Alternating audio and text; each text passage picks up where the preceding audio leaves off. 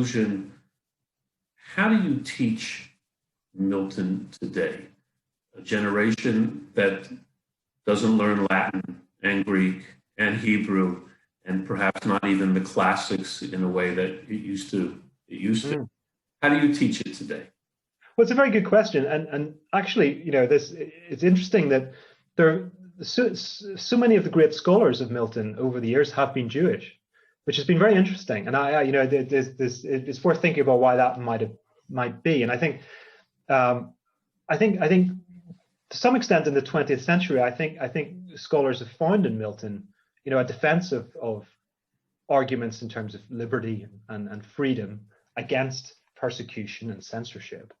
And I think that that is the way I try to offer Milton to students today. That okay, some of the finer points of theological doctrine and disagreement between Protestants and Catholics may no longer be of much interest to the modern student.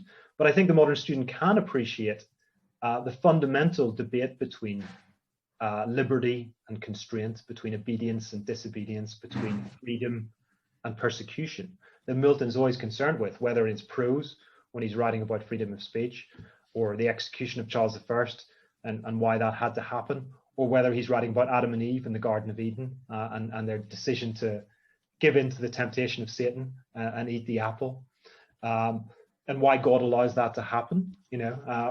So one of the doctrines that Milton does develop, which is not something that Oliver Cromwell, for instance, wouldn't have believed, and most Puritans wouldn't have believed, is that Milton very strongly believes in freedom of the will. Most Puritans were predestinarians, following Calvin. Milton doesn't accept predestination. Freedom to choose is absolutely central to Paradise Lost and to his whole philosophy.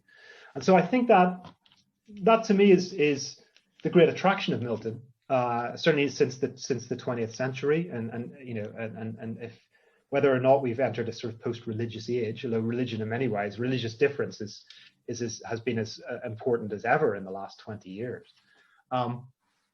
But to me, Milton is the great poet of liberty, and that I think is something that speaks to any generation, but maybe even more so since kind of the mid 20th century onwards. This has been absolutely fascinating.